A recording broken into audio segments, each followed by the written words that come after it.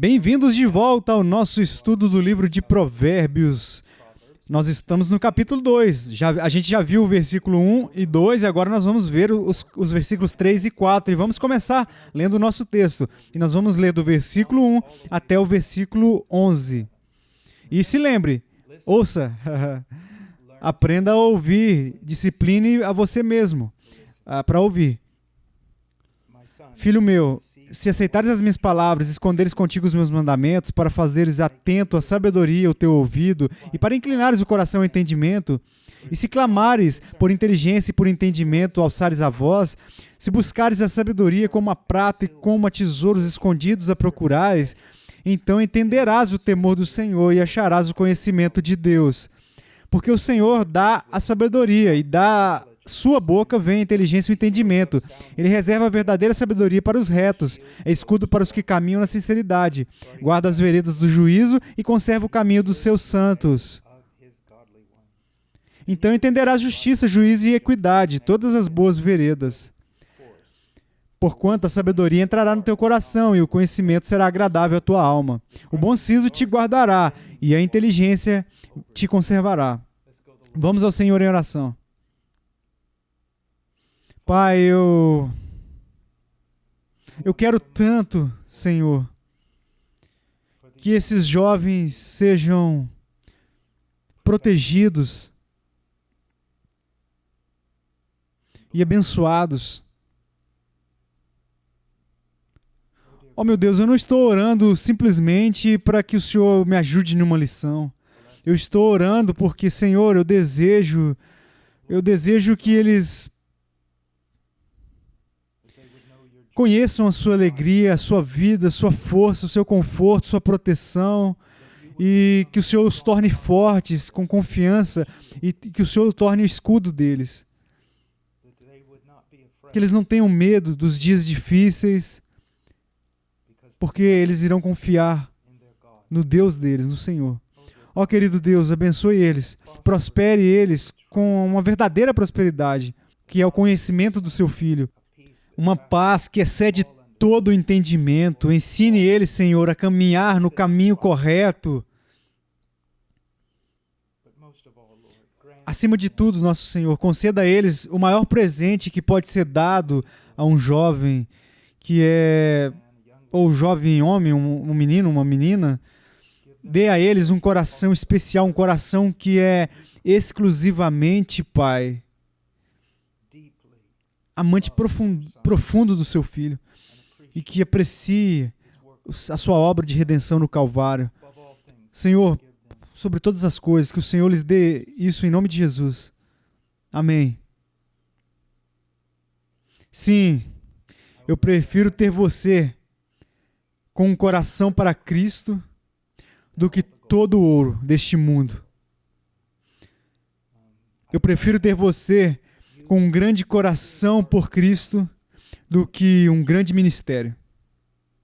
Escolha o que é melhor. Agora, quando se fala em ouvir e ser atencioso, eu estava pensando quando a minha filha, a Rowan, ela tinha 10 anos, ela saiu para caçar pela primeira vez e eu não queria ofender nem nada assim, mas as meninas que caçam geralmente são melhores do que os caras.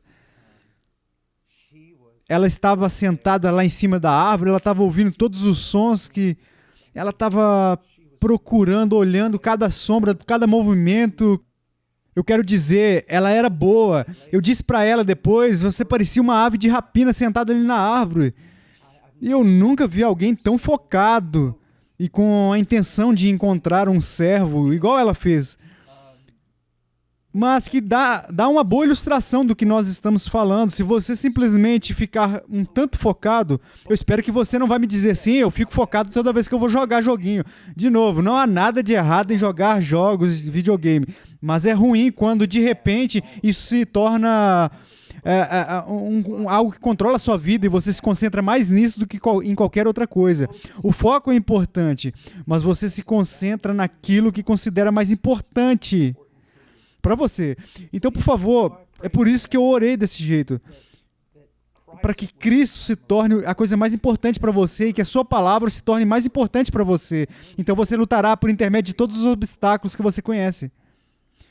Todo tipo de apatia, toda vez que sua mente vagar, você lutará para voltar a estudar a palavra dele e a obedecer a ele.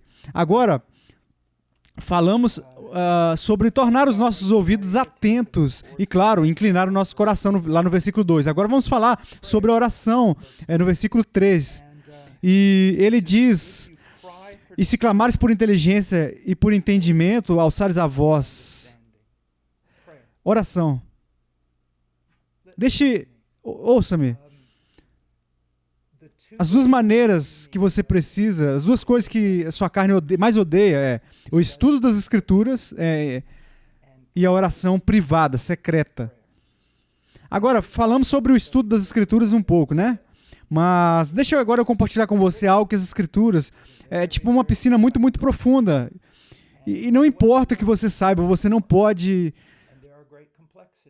Há grandes complexidades e grandes coisas para descobrir nas Escrituras e para fazer.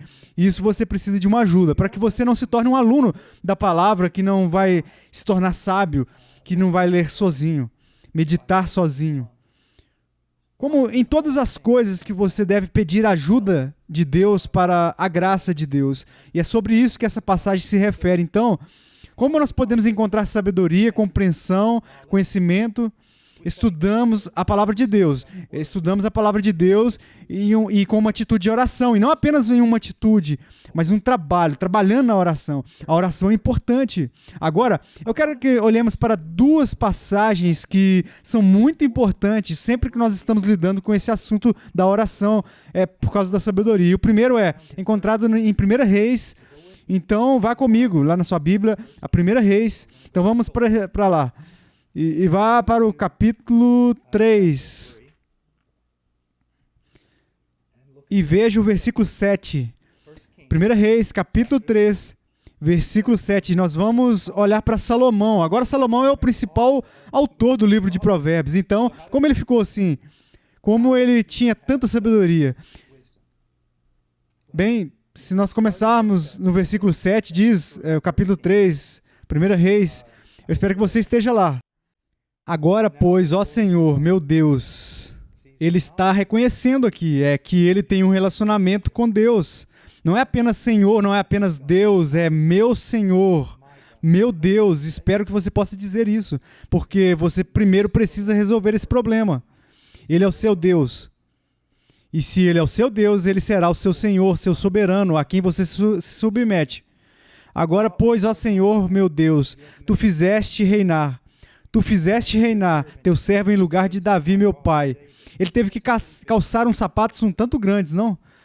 É uma tarefa impossível. E ainda assim, eu quero que você veja algo. Na realidade, jovem, me escute. Todas as tarefas são impossíveis. Você e eu não podemos sequer respirar a parte do poder de Deus. Não podemos. E por isso precisamos constantemente clamar por Ele, por uma sabedoria cada vez maior.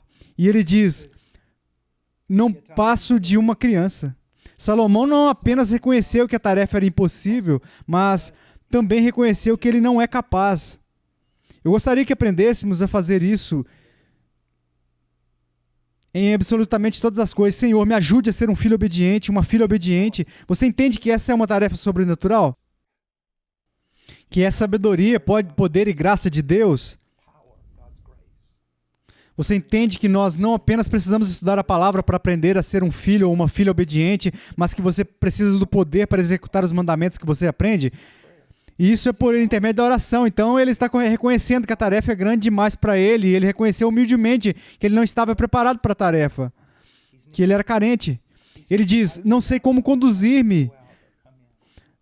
Jovem, é por isso que estamos estudando Provérbios. Eu não me importo como na rua você pensa que é inteligente, pensa que talvez seja daqueles que atrai algumas personalidades inteligentes. Não importa para mim. Você não sabe como sair e você não sabe como entrar, a menos que seja diligente estudante da palavra de Deus, que está aplicando o que você estuda. E ele diz isso: teu servo.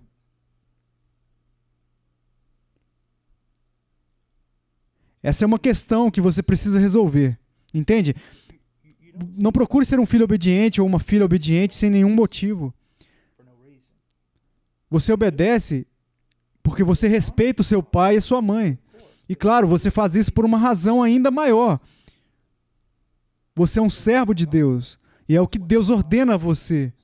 Jovem, se você é um cristão, você é um servo de Deus. E todos os aspectos da sua vida devem ser dirigidos pelo que Ele ordenou. Não caia no erro de fazer o que é bom aos seus próprios olhos.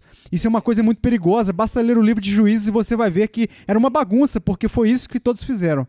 E você não precisa usar uma camisa cristã que diga que você sabe, doulos tuteu em grego, ou eu sou um servo. Você conhece Deus, eu sou um servo de Deus. É muito mais do que isso. Para ser um servo de Deus, você precisa saber o que Deus exige, então se submeter sua vida a Ele. E ele diz no versículo 8, teu servo está no meio do teu povo que elegeste, povo grande, tão numeroso que se não pode contar. Ele tem um relacionamento com o povo de Deus. Agora, neste caso, ele é rei, mas você tem um relacionamento com o povo de Deus? E o povo de Deus é muito precioso para ele. Se você é um filho de Deus, jovem, me escute, você é precioso para Deus e Deus quer pessoas te tratando corretamente. Mas eu quero que você pense em algo. Sua mãe e seu pai são povo de Deus e são preciosos para Deus. E Deus exige que você os trate adequadamente junto com seus irmãos e irmãs e pessoas incrédulas na sua igreja. E até os seus inimigos. E a única maneira de saber como lidar com as coisas que são preciosas para Deus, que significam muito para Deus, é por intermédio do estudo da sua palavra e da oração, que é o que nós vamos ver aqui no 9. Agora, ele diz no versículo 9, dá, pois, ao teu servo coração compreensivo. Não há muitas palavras aqui, mas são profundas.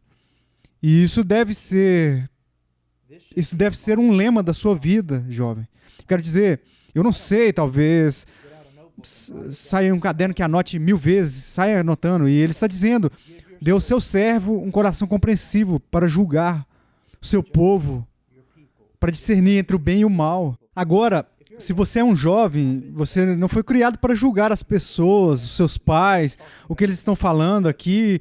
Não é tanto julgamento de tribunal, de governo, é tomar decisões adequadas. Seus pais precisam orar para que façam a coisa certa, porque eles têm que tomar decisões apropriadas em relação a você e a sua família. Ao mesmo tempo, você precisa da capacidade de discernir entre o bem e o mal. Ele diz, dá, pois, ao teu servo coração compreensivo para julgar a teu povo, para que prudentemente discirna entre o bem e o mal, para pesar as coisas em uma balança, para estudar essas coisas com cuidado. Você sabe, quando eu estava lá no Peru, muitas vezes eu visitei um grupo de pessoas chamadas Água Dunas. Eles moravam no Mignio Rio, principalmente num lugar chamado Departamento Amazonas, o Departamento das Amazonas.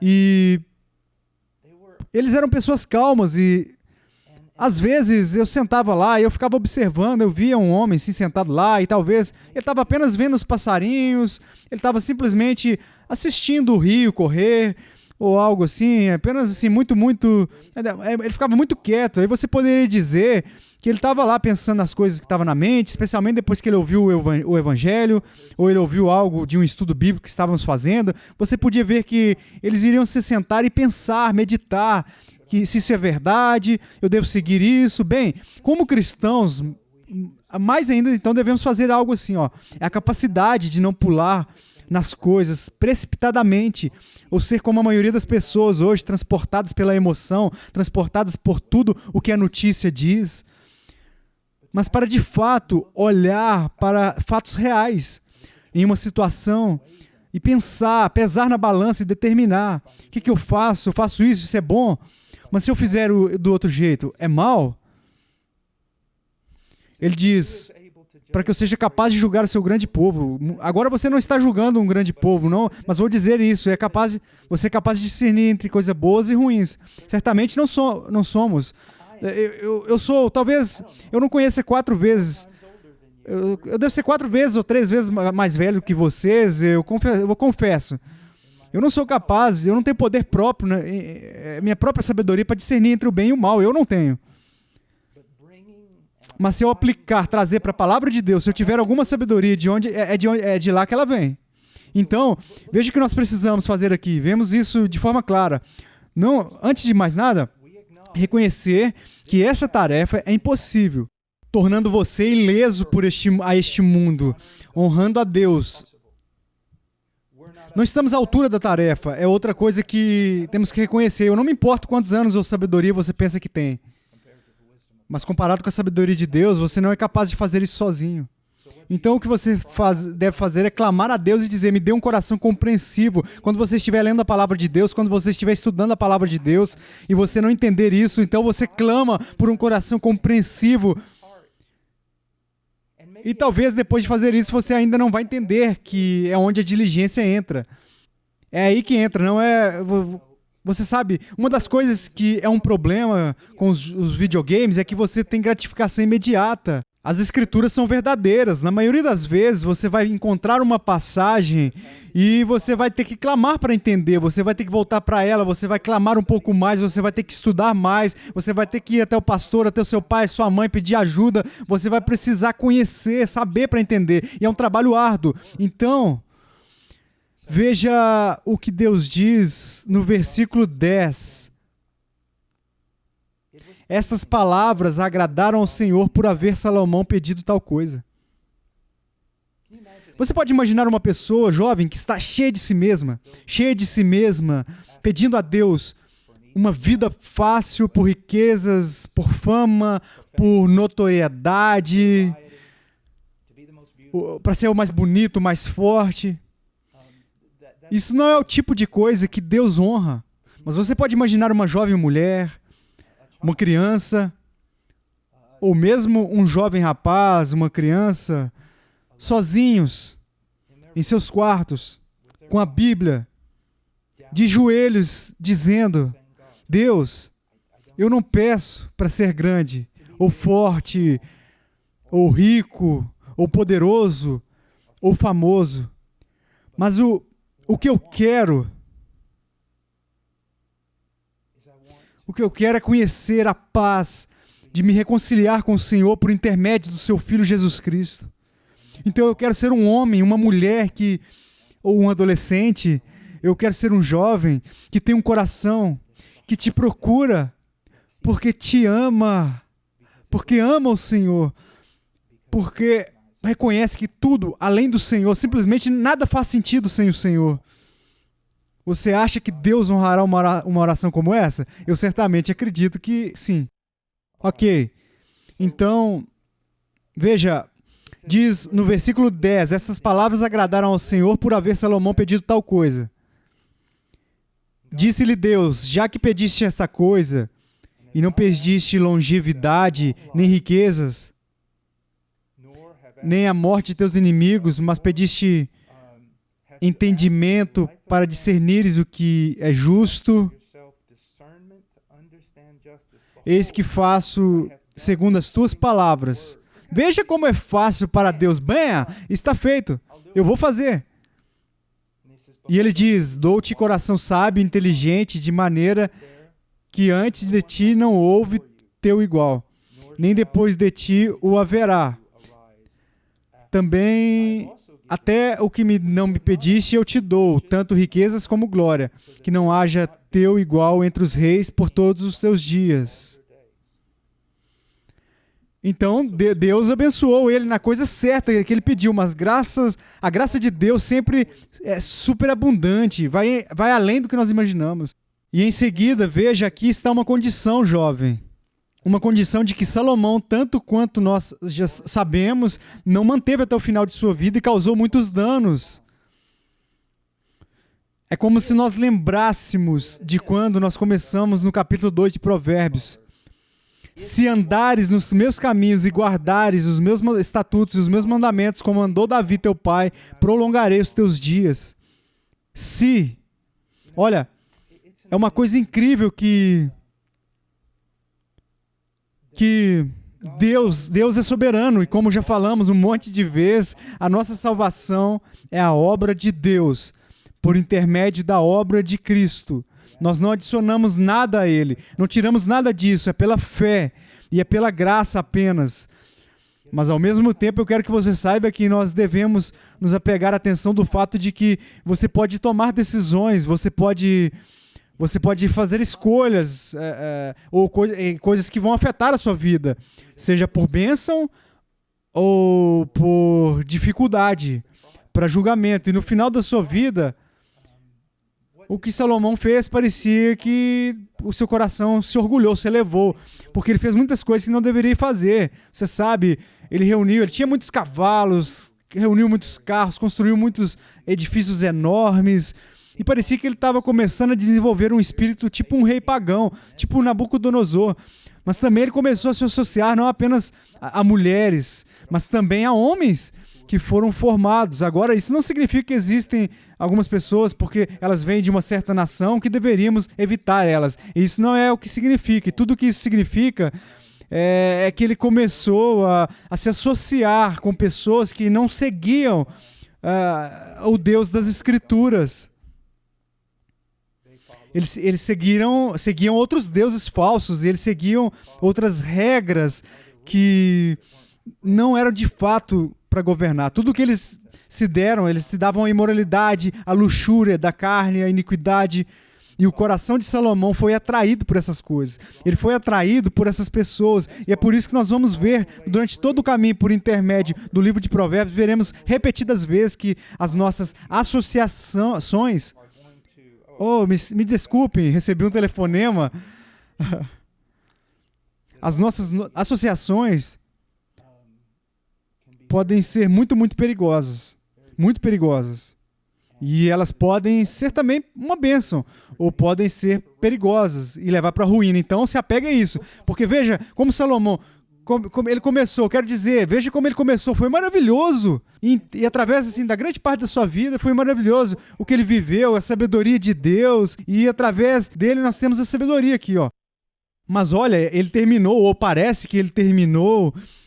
esperávamos que houvesse algum final da sua vida, que o trouxesse ao arrependimento, mas nós simplesmente não sabemos. E não queremos isso para você. Não queremos que você chegue ao fim de sua vida, onde as pessoas dizem: eu simplesmente não sei como foi ele o Senhor. Eu quero que você viva uma vida em que seja muito claro como foi, que você e o Senhor caminharam juntos, que você confiou no Filho de Deus e que o seu filho era... que você se vangloriava no filho dele, você viu durante todos os dias da sua vida um crescimento na sabedoria, ok? Bem, na próxima lição tentarei garantir que o telefone esteja desligado, mas, por favor, olhe o exemplo de Salomão. Agora, na próxima lição, nós vamos passar para o livro de Tiago e vamos olhar sobre o contexto da oração, no que diz respeito também à sabedoria, e que devemos pedir sabedoria, sem duvidar do caráter de Deus e a sua vontade para nos dar. Então, que Deus abençoe e que você tenha um grande dia.